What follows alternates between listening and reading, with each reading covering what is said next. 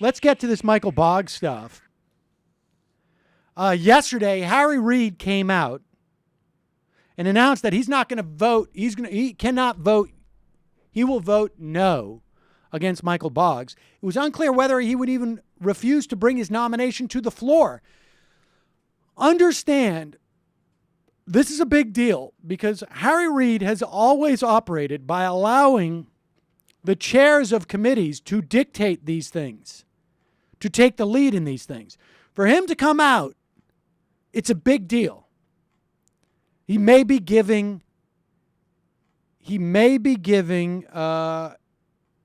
creating basically space for the members of the Judiciary Committee to vote against Boggs. Senator Chuck Schumer came out and said he's still reviewing the nomination, and while he's not made a decision, he has significant concerns. Washington Senator Patty Murray, the number 4 Democrat on the committee. Senator Murray is not inclined to support this nomination.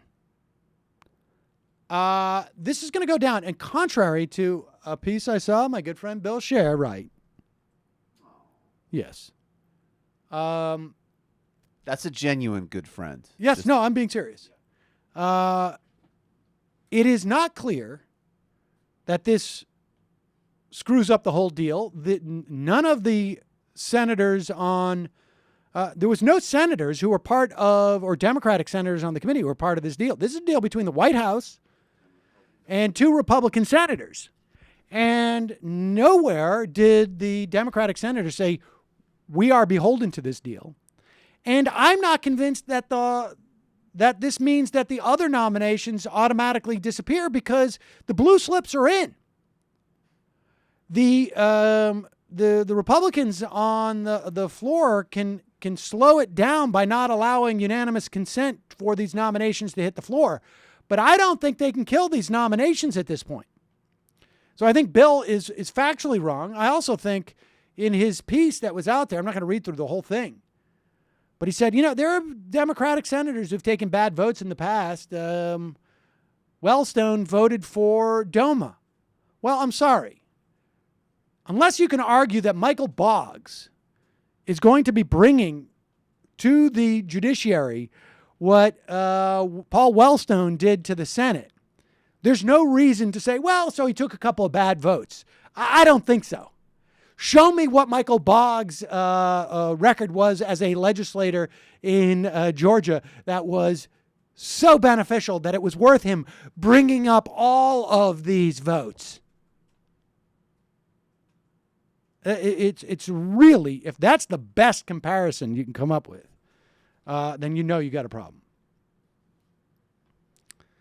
You found the defense of Boggs from liberals. What do you mean? Not liberals, but but the way the administration is pushing back on it, and Bill did mention part of it. So one, and this is neither here nor there, is that he didn't rule on most of these issues, but those issues didn't come before him. Right. But the affirmative case is that he apparently was actually had a pretty good record on prison rehabilitation issues and being lighter on sentencing and that type of thing. So that's the one affirmative issue they're going on. And that is surprising. Doesn't fit with the rest of what he's pushed. Why?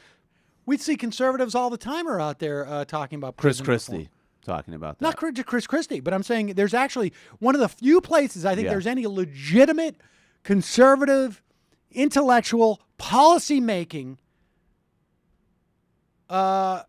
legitimate contributions is actually in prison reform. I also just want to add that even though obviously he's not voting on this because he's in the House, but I think David Scott, who's a African American congressman from Georgia, who served with him in the legislature, is so adamantly opposed to him that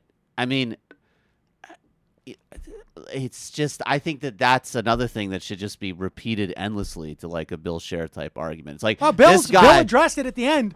Yeah. President Obama wouldn't appoint a racist to the. I'm sorry. You don't need to make the case he's a racist. You need to make the case that he voted. It's his voting record again. Was he personally or not? Well, right. It's irrelevant. Right. Exactly. And I'm saying there's no Obama's I also not got getting news for you. I mean, the story here is not that President Obama sat down with Michael Boggs' folder and went through this stuff. I'm sorry. If he did, then he's a moron. No, this is just. What you don't get, Sam, and you miss a lot, is if this nomination goes through, we will have a pure solar economy in 2025. That's called 13-dimensional trust, my friend. Grow up.